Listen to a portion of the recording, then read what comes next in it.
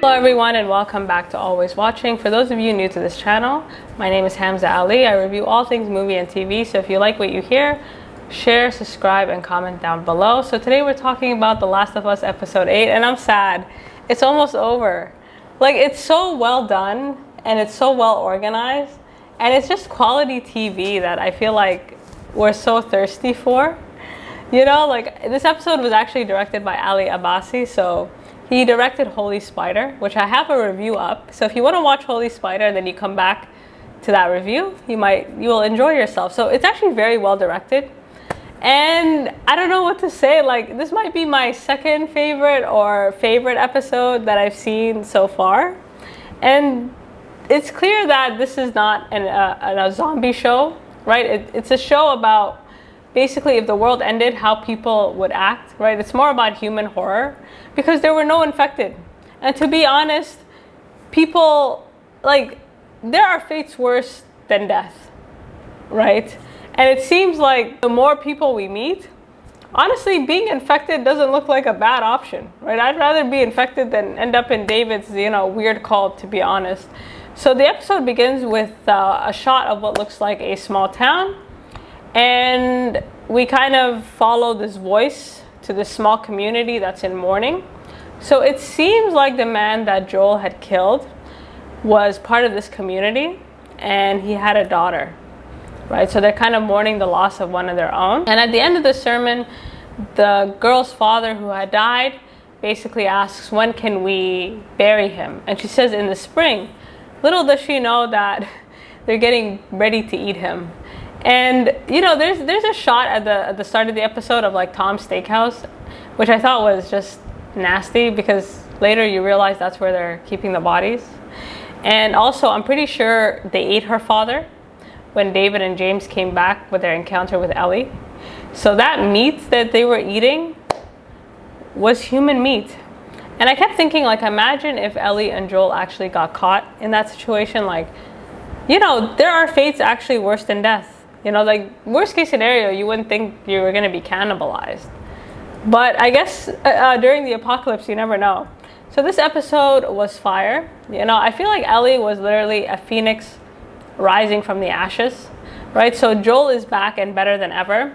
He's had this sort of like woe is me attitude throughout the series. Like he in the beginning he was strong, and then Tess died, and then he started to deteriorate to the point where he just looked like he was gonna pass out at any minute.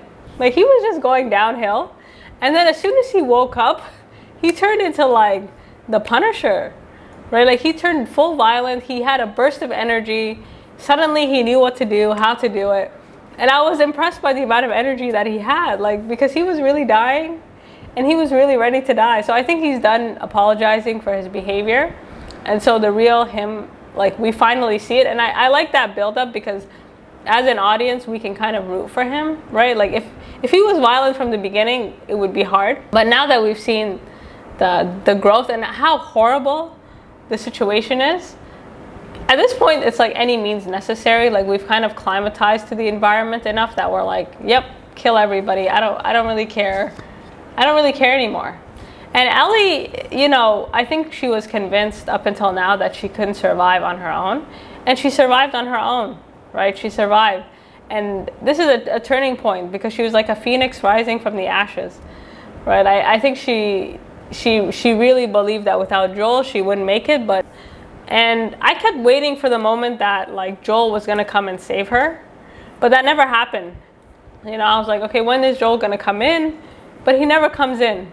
He, like, at no point in time does he come in, and he would not have come in on time. So she had to save herself. And Joel's transformation is both like awesome and troubling at the same time, because at the end of the episode, he hugs her and he calls her like baby girl, which warmed my heart. That ending, it was nice, like watching him carry her backpack in his backpack, looking for her. Like, it was really sweet, but at the same time, it's a bit disturbing because basically the adults around Ellie either see her as a child or a commodity, like someone to take care of or someone to be controlled. And that's a bit disturbing because Ellie is really trying hard to be his equal, and he will never see her as her equal. So this type of overinvestment in her well-being and kind of, you know, making her his new daughter, I don't know what the ramifications of that are going to be, but we'll see. In this episode, we get introduced to this new community, and it's basically like a total opposite of the community that we saw 2 episodes ago. This is the type of community that, I mean, it is the stuff of nightmares. And we meet its leader, David, and David is something else, right? He's totally opposite to Joel in every way, as a father figure, as a human being. Like, he is just, he's what happens when you don't have law and order. You know, so apparently he came from the Pittsburgh QZ, and once it fell, they kind of started, he left Pittsburgh, and along the way they just picked people up until they managed to settle at this resort. And David is the leader, quote unquote, of this community, and he's also a cannibal. And he claims that he uses religion basically he uses religion to control people. And I thought it was really interesting because people, you know, it's not that they can't survive by themselves sometimes, it's that they don't want to, you know, and this need to follow somebody or to have a leader, like this idea of a leader, like why do they feel they need someone? You know what I mean? Like where the other community was working together, this community, despite the world ending, it kind of fell to the same power structures, right? Like you have an evil man in charge, which is just typical, like what's the point? And so he basically says after the apocalypse, he learned something, not because of God or because of religion, because of cordyceps. And he was explaining how, you know, the disease is able to use violence to basically secure its own future and how it loves. And he was just giving some warped, you know, theory as to his own existence. And I was thinking, like, cordyceps, you know, when you think about how he was using his own, justifying his behavior through this disease, you know, it kind of makes you wonder, right? Because David has a violent heart, Joel has a violent heart, Ellie has a violent heart. They're all violent people, but on different levels. And it took, what kind of environment do you need to be in for this violence to be unleashed? Because everybody got unleashed in this episode, right? So when you think about disease and like what kind of, you know, cordyceps or not, you know, we all have certain desires or certain impulses that, because of law and order, you know, that is controlled, right? But you kind of take those things away, you know, what comes out, right? And you see that in this episode. So no one in the community knows that they're eating people, and that kind of tripped me out, right? Like there's a scene where like they're bringing her food, and she's like, "What is this meat?" And they don't tell her, right? So I was thinking maybe this community, like when I was looking at them, they looked awfully sick and tired, probably because they were eating human meat. So I don't know if they're lacing the meat, or I don't know what's going on here, but these people in these communities, they look like zombies themselves. Like they look dead, they look tired, they look like they were done. And so David was a former school teacher, and he taught people Ellie's age, which I think is interesting because he's someone who needs submission in order to have power. Like he's not like Joel, who can kill 3 people or 4 people at once. And like David is a weak man who masquerades as a strong man, and so he needs to be given a position to then abuse that position. And I can't imagine what kind of school teacher he was. Like he was definitely a predator. He was giving off all kinds of red flags. Throughout the episode, he says things like, "I can keep you safe, you need me, no one can survive on their own." And this is very difficult to pitch to an adult, but maybe to a kid, you know, it kind of works. And you know, he tries so hard. You know, he may not be a strong person in terms of physicality, but he has the gift of gab, right? Like he is one hell of a talker, and he's very disarming. I don't know, like you look at him and there's nothing overtly threatening about him. I think one of the best scenes in this episode is when he's sitting alone with Ellie, and he's explaining to her how everything happens for a reason. And the way he was looking at Ellie, I'm not gonna lie, initially, the first time I watched the episode, I didn't think there was anything wrong with David. Like I didn't catch anything. Like he seemed like he was really trying to convince her, and Ellie was low-key getting convinced. You know, like he was kind of seducing her. And then the moment I realized he was super dangerous is when he basically tells Ellie about what had happened to their raider, right? Like what had happened and how basically the person who had murdered him was traveling with a little girl. So David knew as soon as he saw Ellie that, you know, she was with someone else, and that someone else is who killed the man they were mourning earlier that day. And as soon as Ellie clocks this, she's terrified, right? She's terrified, and luckily for her, she gets the penicillin and she gets back home, and that was luck, you know. And David is so chill, and David's hubris, I think, is overconfidence, which is actually the same as Ellie's hubris, right? There's a level of overconfidence here that, you know, might have been, that was David's undoing, but could have very well been Ellie's undoing. And so luckily for Joel, she's able to just, like, she put so much penicillin in him that we as an audience were like, yep, he'll be fine. Right? Like, I'm not gonna lie, like, I feel like that was the vibe of the episode. Like, let's just inject in, like, one shot wouldn't have been enough. You know, he was lying there for some time, so she gives him enough right into the wound. So I felt safe that he would be okay.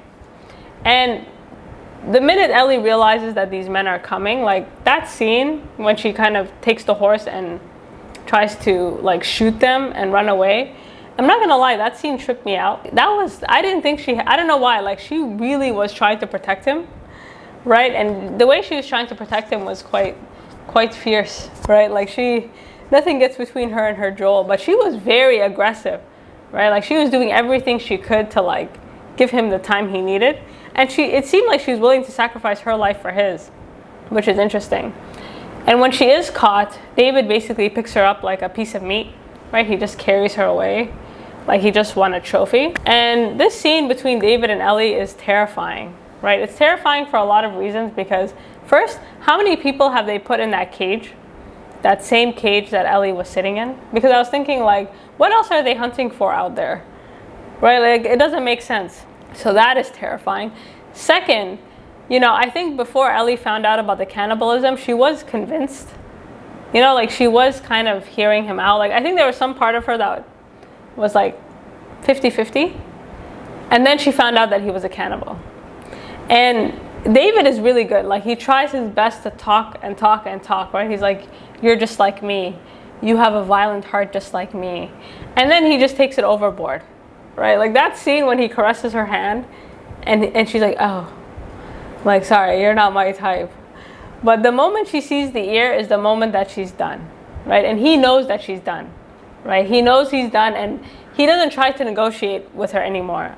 And the only thing that saves Ellie is when she shows them her scar, the fact that she's infected.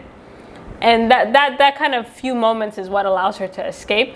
But it's really interesting because this idea of the infected, you know, like, David basically he basically uses God to control people or manipulate people. And at one point, I think James says something interesting, like, you know, maybe it's God's will that this little girl dies. You know, why do we need one more mouth to feed, right? And in you know, serving God's will, he ends up saving her. Like, the only reason David saves Ellie is for himself, but just the fact that his own rhetoric was kind of reversed on him. Like, it was God's will for David to die, not for Ellie to die. And I thought there was a cruel irony, because Ellie was alive for this long only because of David, right? Like, he kind of keeps her alive long enough thinking that he can talk her into something, and then when he realizes it, he's dead. And I just thought that was, like, really good writing, and it was just very well done, like, the way they kind of turned that on him. So when he's chasing her around this little area, it's quite scary, because he's like, no one infected fights this hard to live. And he's like, or are you that special? And she is that special, right? Like, that's why she's alive. It's like, yep, she is that special. And he goes full out. That's the thing, like, throughout, like, he tries to seduce her, he tries to bring her in, and then when he's done, the violence comes out, like, his violent heart comes out. He literally pins her down, and he's ready. He's ready to violate her any which way. And by chance, she got that butcher knife, and she stabbed him.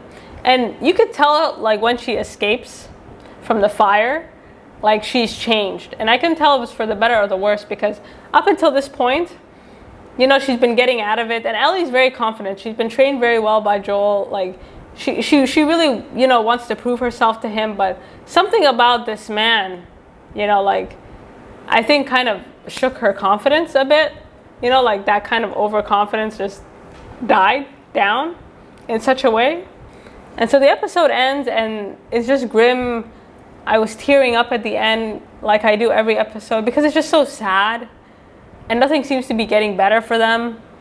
And the amount of stuff they've been through, like, we're starting to feel it for them. But yeah, this was an interesting episode because this episode ends and it's a new day for both of them, right? Like, at this point, they're going to do whatever they can to survive, and there's no judgment anymore. Like, I think something died in both of them where they're just like, you know what? Any means necessary. So you guys let me know what you think, and until next time.